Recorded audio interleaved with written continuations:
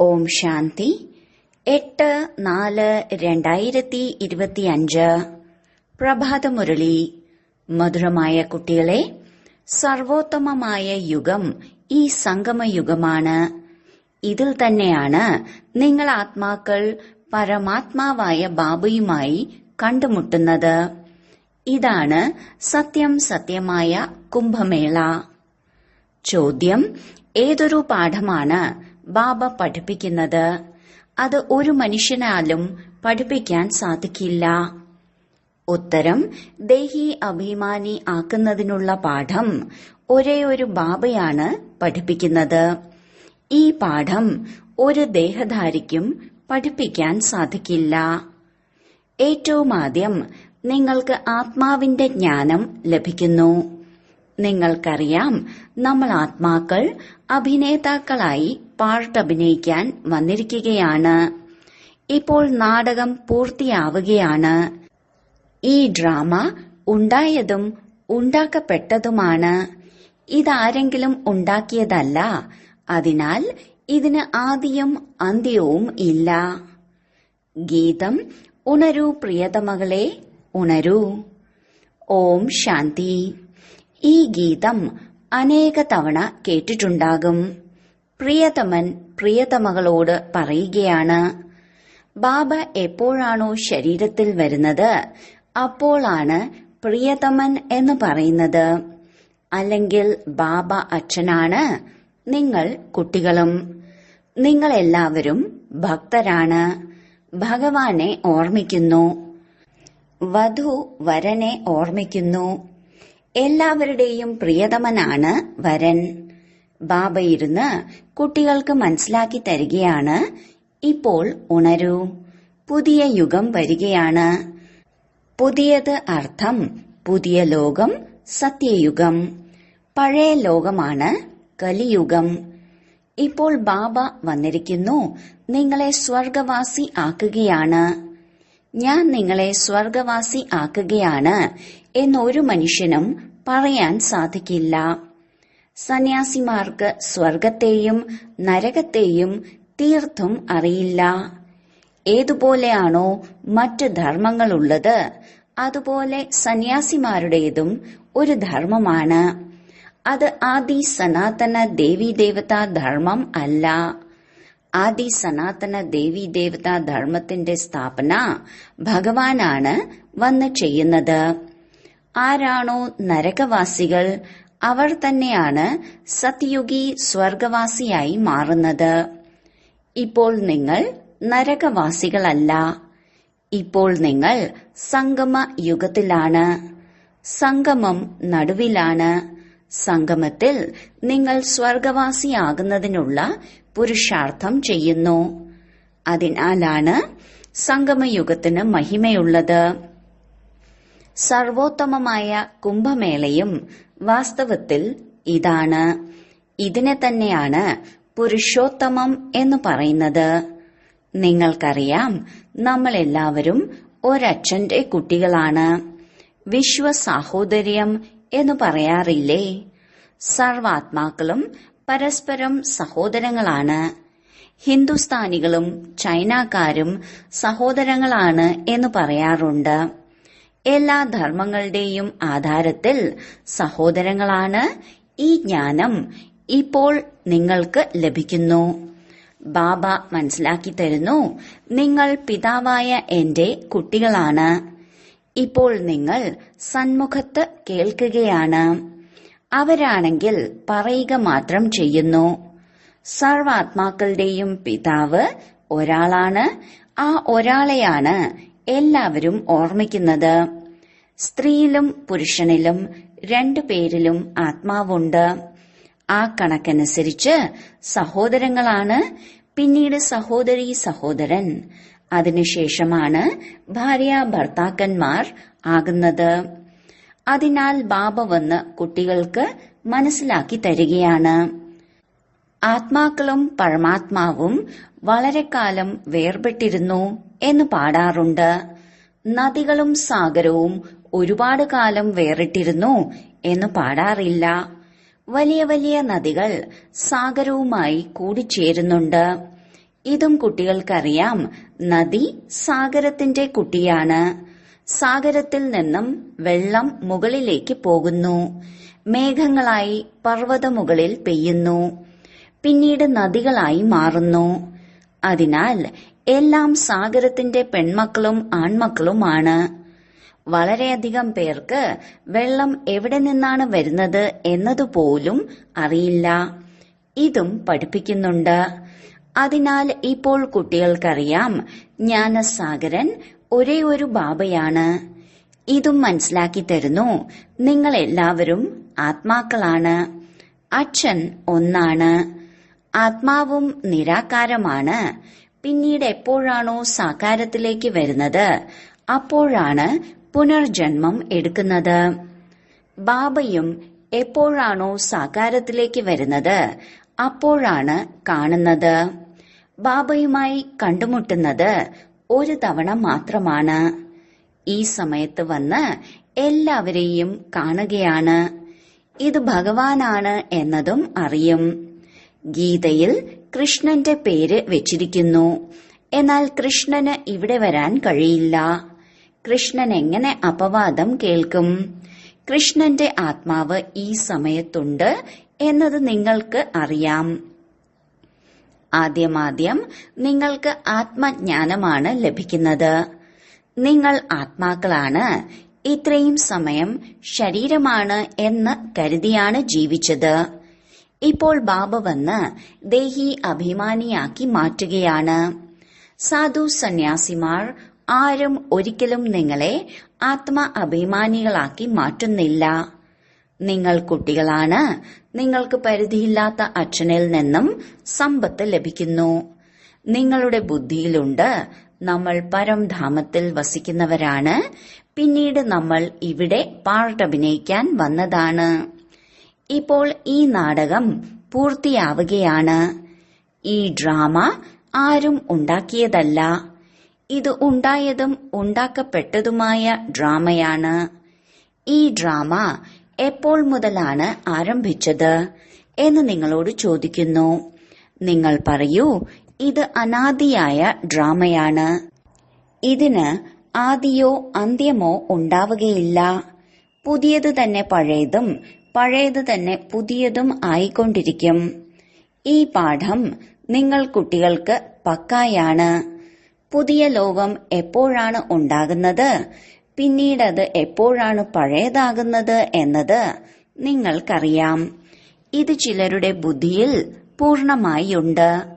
നിങ്ങൾക്കറിയാം, ഇപ്പോൾ ഈ നാടകം പൂർത്തി ആവുകയാണ്. പിന്നീട് വീണ്ടും ആവർത്തിക്കും. നമ്മുടെ 84 ജന്മങ്ങളുടെ പാർട്ട് പൂർത്തിയായി. ഇപ്പോൾ ബാബ നമ്മെ കൊണ്ടുപോകുന്നതിനായി വന്നിരിക്കുകയാണ്. ബാബ വഴികാട്ടിയുമാണല്ലോ. നിങ്ങളെല്ലാവരും വഴികാട്ടികളാണ്. വഴികാട്ടികൾ യാത്രക്കാരെ കൂടെ കൊണ്ടുപോകുന്നു. ഇവർ പരിധിയുള്ള വഴികാട്ടികളാണ്. എന്നാൽ നിങ്ങൾ ആത്മീയ വഴികാട്ടികളാണ്. അതിനാൽ നിങ്ങളുടെ പേര് പാണ്ഡവ ഗവൺമെന്റ് എന്നാണ്. എന്നാൽ ഗുപ്തമാണ്. പാണ്ഡവർ, കൗരവർ, പിന്നെ യാദവർ എല്ലാവരും എന്തു ചെയ്തു? ഈ സമയത്തെ കാര്യമാണ്. ഇത് മഹാഭാരത യുദ്ധത്തിന്റെയും സമയമാണ്. അനേകം ധർമ്മങ്ങളുണ്ട്. ലോകവും തമോപ്രധാനമാണ്. വ്യത്യസ്തങ്ങളായ ധർമ്മങ്ങൾ ഉൾക്കൊണ്ട വൃക്ഷം പൂർണമായും പഴയതായിരിക്കുന്നു. നിങ്ങൾക്കറിയാം, ഈ വൃക്ഷത്തിന്റെ ആദ്യമുള്ള അടിത്തറ ആദി സനാതന ദേവീദേവതാ ധർമ്മമാണ്. സത്യുഗത്തിൽ കുറച്ചുപേരേയുള്ളൂ. പിന്നീട് വൃദ്ധി പ്രാപിക്കുന്നു. ഇതാർക്കും അറിയില്ല. നിങ്ങളിലും നമ്പർ വൈസാണ്. വിദ്യാർത്ഥികളിലും ചിലർ വളരെ സമർത്ഥരായിരിക്കും. നന്നായി ധാരണ ചെയ്യിക്കുന്നതിലും താൽപര്യമുണ്ടാകും. ചിലർ നല്ല രീതിയിൽ ധാരണ ചെയ്യും. ചിലർ മീഡിയം ആയിരിക്കും. ചിലർ 3-ാം തരവും ചിലരാണെങ്കിൽ 4-ാം തരവുമായിരിക്കും. പ്രദർശിനികളിൽ പുതിയ രീതികളിൽ പറഞ്ഞുകൊടുക്കുന്നവർ വേണം. ആദ്യം പറഞ്ഞുകൊടുക്കൂ, 2 അച്ഛന്മാരുണ്ടെന്ന്. ഒന്ന് പരിധിയില്ലാത്ത പാരലൗകിക പിതാവ്, രണ്ടാമത് പരിധിയുള്ള ലൗകിക പിതാവ്. ഭാരതത്തിന് പരിധിയില്ലാത്ത സമ്പത്ത് ലഭിച്ചിരുന്നു. ഭാരതം സ്വർഗമായിരുന്നു. പിന്നീടത് നരകമായി. ഇതിനെ ആസുരീയ രാജ്യം എന്നാണ് പറയുന്നത്. ഭക്തിയും ആദ്യമാദ്യം അവ്യഭിചാരി ആയിരിക്കും. ഒരു ശിവബാബയെ മാത്രമാണ് ഓർമ്മിക്കുന്നത്. ബാബ പറയുന്നു, കുട്ടികളെ, പുരുഷോത്തമനായി മാറണമെങ്കിൽ എന്തെല്ലാം കാര്യങ്ങളാണോ കനിഷ്ഠരാക്കി മാറ്റുന്നത് അതൊന്നും കേൾക്കാതിരിക്കൂ. ഒരു ബാബയിൽ നിന്നും കേൾക്കൂ. അവ്യഭിചാരിയായ ജ്ഞാനം കേൾക്കൂ. ബാക്കി ആരിൽ നിന്നെല്ലാം കേൾക്കുന്നുണ്ടോ അതെല്ലാം സത്യമാണ്. ബാബ ഇപ്പോഴാണ് നിങ്ങളെ സത്യം കേൾപ്പിച്ച് പുരുഷോത്തമരാക്കി മാറ്റുന്നത്. ആസുരീയ കാര്യങ്ങൾ കേട്ട് കേട്ട് നിങ്ങൾ കനിഷ്ഠരായി മാറി. പ്രകാശമാണ് ബ്രഹ്മാവിന്റെ പകൽ, അന്ധകാരമാണ് ബ്രഹ്മാവിന്റെ രാത്രി. ഈ പോയിന്റ്സ് എല്ലാം ധാരണ ചെയ്യണം. എല്ലാ കാര്യത്തിലും നമ്പർ വൈസ് ആയിരിക്കും. ചില ഡോക്ടർമാർ ഒരു ഓപ്പറേഷന് തന്നെ 10-20,000 വാങ്ങിക്കും. എന്നാൽ ചിലർക്കാണെങ്കിൽ ഭക്ഷണത്തിനു പോലും വഴിയുണ്ടാകില്ല. വക്കീലന്മാരും ഇങ്ങനെ ആയിരിക്കും. നിങ്ങളും എത്രത്തോളം പഠിപ്പിക്കുന്നുവോ അത്രയും ഉയർന്ന പദവി നേടും. വ്യത്യാസമുണ്ടല്ലോ. ദാസദാസിമാരും നമ്പർ വൈസ് ആയിരിക്കും. എല്ലാത്തിന്റെയും ആധാരം പഠിപ്പാണ്. സ്വയം ചോദിക്കണം, ഞാൻ എത്രത്തോളം പഠിക്കുന്നുണ്ട്? ഭാവിയിൽ ജന്മജന്മാന്തരങ്ങളിലേക്ക് എന്തായി മാറും? എന്താണോ ജന്മജന്മാന്തരങ്ങളിലാകുന്നത് അത് തന്നെയാണ് കൽപ്പകൽപ്പാന്തരങ്ങളിലേക്ക് ആവുക. അതിനാൽ പഠിപ്പിൽ പരിപൂർണ ശ്രദ്ധ നൽകണം. വിഷം കുടിക്കുന്നത് പൂർണമായും ഒഴിവാക്കണം. ഭഗവാൻ അഴുക്കായ വസ്ത്രങ്ങൾ അലക്കി എന്ന് സത്യയുഗത്തിൽ പറയുകയില്ല. ഈ സമയത്ത് എല്ലാവരുടെയും വസ്ത്രം കേടുവന്നിരിക്കുന്നു. തമോ പ്രധാനമല്ലേ?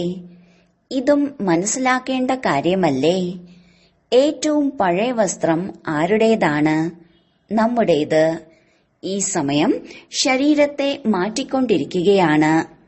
ആത്മാവ് പതീതമായിക്കൊണ്ടിരിക്കുന്നു. ശരീരവും പതീതവും പഴയതുമായി മാറിക്കൊണ്ടിരിക്കുന്നു. ശരീരം മാറ്റുക തന്നെ വേണം.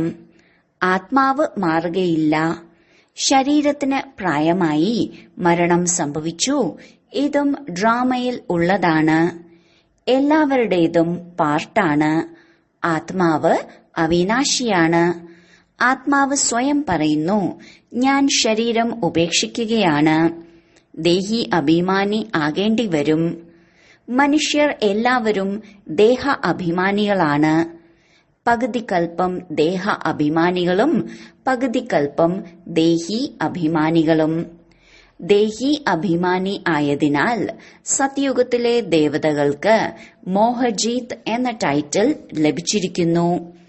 എന്തുകൊണ്ടെന്നാൽ അവിടെ ഞാൻ ആത്മാവാണ്. ഇപ്പോൾ ഈ ശരീരം ഉപേക്ഷിച്ച് രണ്ടാമത് ഒന്ന് എടുക്കണം എന്ന് മനസ്സിലാക്കുന്നു.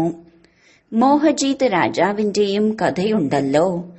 ബാബ മനസ്സിലാക്കി തരുന്നു, ദേവി ദേവതകൾ മോഹത്തെ ജയിച്ചവരായിരിക്കും. സന്തോഷത്തോടെ ഒരു ശരീരം ഉപേക്ഷിച്ച് അടുത്തത് എടുക്കണം. ബാബയിലൂടെ കുട്ടികൾക്ക് മുഴുവൻ ജ്ഞാനവും ലഭിക്കുകയാണ്. നിങ്ങളാണ് ചക്രം കറങ്ങി വീണ്ടും വന്ന് കണ്ടുമുട്ടിയത്. ആരാണോ മറ്റ് ധർമ്മങ്ങളിലേക്ക് കൺവേർട്ടായി പോയിരിക്കുന്നത് അവരും വരും. തന്റെ സമ്പത്ത് എടുക്കും. ധർമ്മം തന്നെ മാറിയില്ലേ?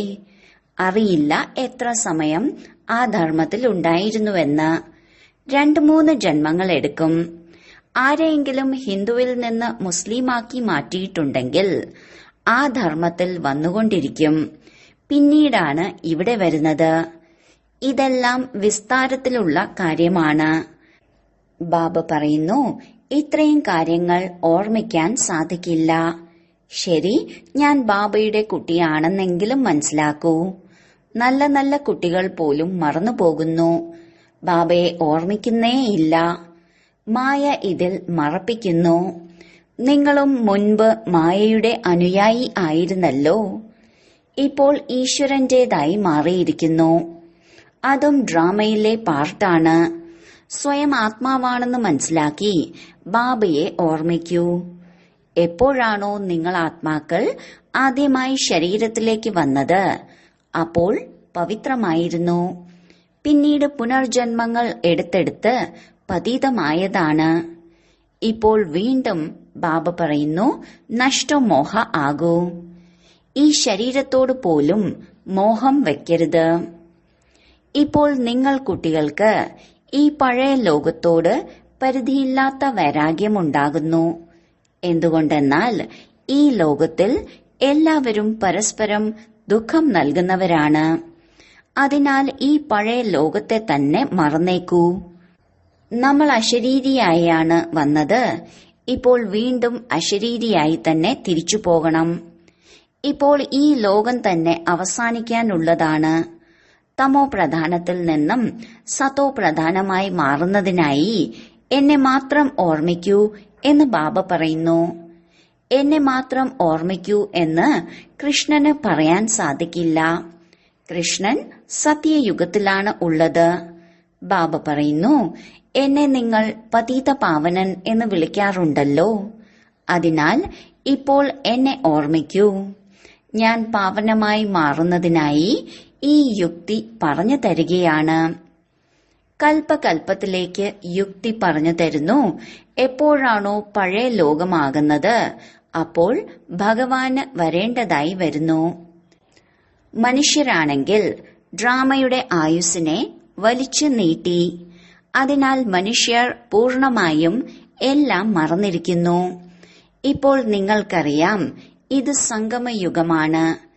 ഇതാണ് പുരുഷോത്തമനായി മാറുന്നതിനുള്ള യുഗം.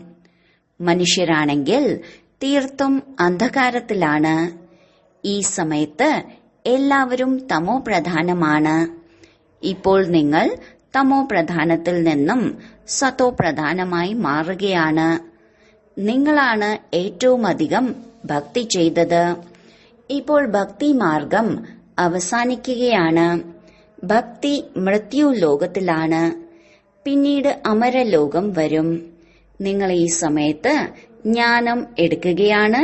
പിന്നീട് ഭക്തിയുടെ പേരോ അടയാളമോ ഉണ്ടാകുകയില്ല. അല്ലയോ ഭഗവാനെ, അല്ലയോ രാമ, ഇതെല്ലാം ഭക്തി മാർഗത്തിലെ വാക്കുകളാണ്. ഇവിടെയാണെങ്കിൽ ശബ്ദം ഉണ്ടാക്കുകയേ വേണ്ട. ബാബ ജ്ഞാനത്തിന്റെ സാഗരമാണ്. ബാബ ശബ്ദമുണ്ടാക്കുന്നുണ്ടോ? ബാബയെ പറയുന്നത് തന്നെ സുഖശാന്തിയുടെ സാഗരൻ എന്നാണ്. അതിനാൽ കേൾപ്പിക്കുന്നതിനായി ബാബയ്ക്ക് ശരീരം വേണമല്ലോ. ഭഗവാന്റെ ഭാഷ ഏതാണ് എന്നത് ആർക്കും അറിയില്ല. ബാബ എല്ലാ ഭാഷകളിലും സംസാരിക്കും എന്നല്ല. ബാബയുടെ ഭാഷ ഹിന്ദിയാണ്.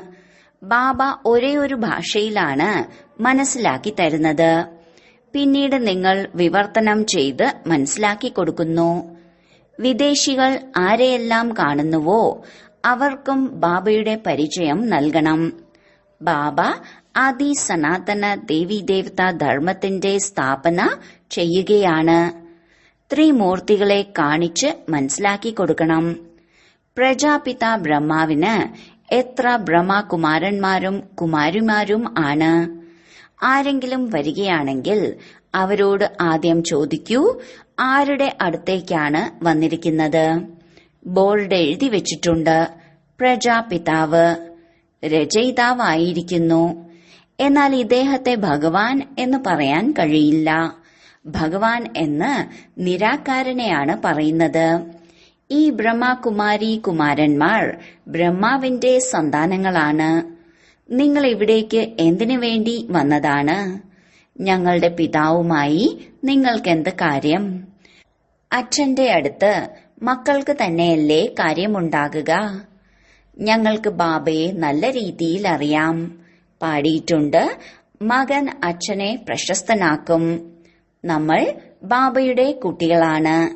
ശരി, വളരെ കാലത്തെ വേർപാടിന് ശേഷം തിരികെ ലഭിച്ച മധുരമധുരമായ കുട്ടികൾക്ക് മാതാവും പിതാവുമായ ബാബ്ദാദയുടെ സ്നേഹസ്മരണകളും സുപ്രഭാതവും.